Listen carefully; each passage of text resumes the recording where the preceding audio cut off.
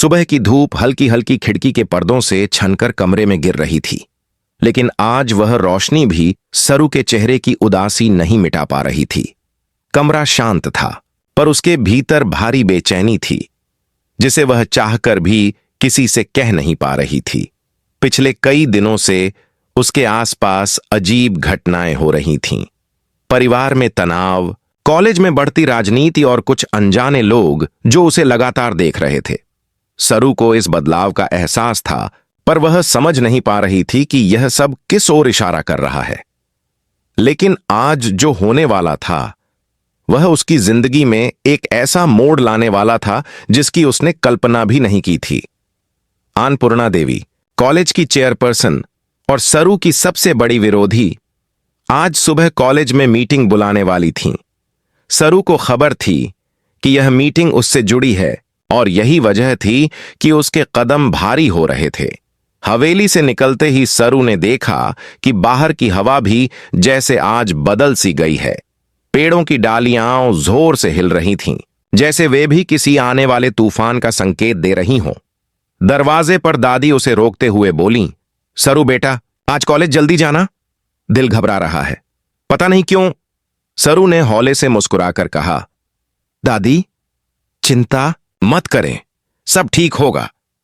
पर उसका दिल भी जानता था, सब ठीक बिल्कुल नहीं होने वाला। कॉलेज पहुंचते ही माहौल में अजीब तनाव था। छात्र एक दूसरे से फुसफुसाकर कुछ कह रहे थे। शिक्षकों के चेहरे पर भी चिंता थी। और ठीक 10 बजे अन्नपूर्णा देवी कॉलेज के मुख्य भवन से बाहर निकली। उनका चेहरा कठोर, आंखों में जीत का घमंड और होठों पर हल्की सी तिरस्कार भरी मुस्कान थी।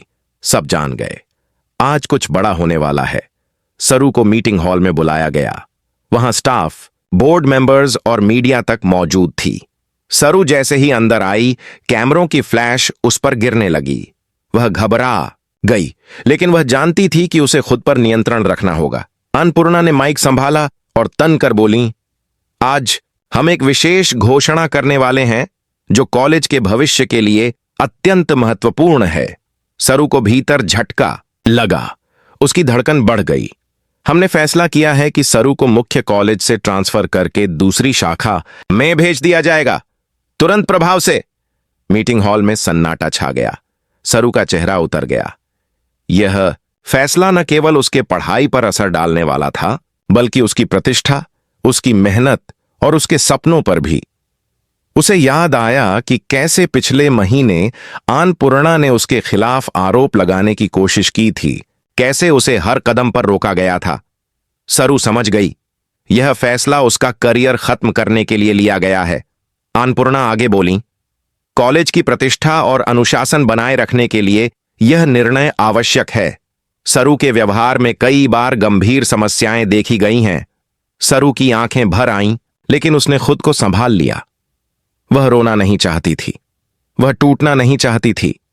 उसने एक गहरी सांस ली और सीधी होकर बोल उठी, अगर मुझ पर कोई आरोप है तो मैं उसका जवाब देने को तैयार हूं, लेकिन बिना सुने फैसला करना यह न्याय नहीं है। लेकिन अन्नपूर्णा ने उसके बोलते ही उसे टोक दिया, यहां तुम्हें सुनने कोई नहीं आया सरू, फैसला हो चुका है। इस बार सरू की आवाज धीमी पर दृढ़ थी, लेकिन सच अभी बाकी है मैडम, और सच कभी हारता नहीं। हॉल में खुसर पुसर तेज हो गई। मीडिया वाले तुरंत रिकॉर्डिंग करने लगे। सरू का जवाब जैसे पूरे कॉलेज में आग की तरह फैल गया।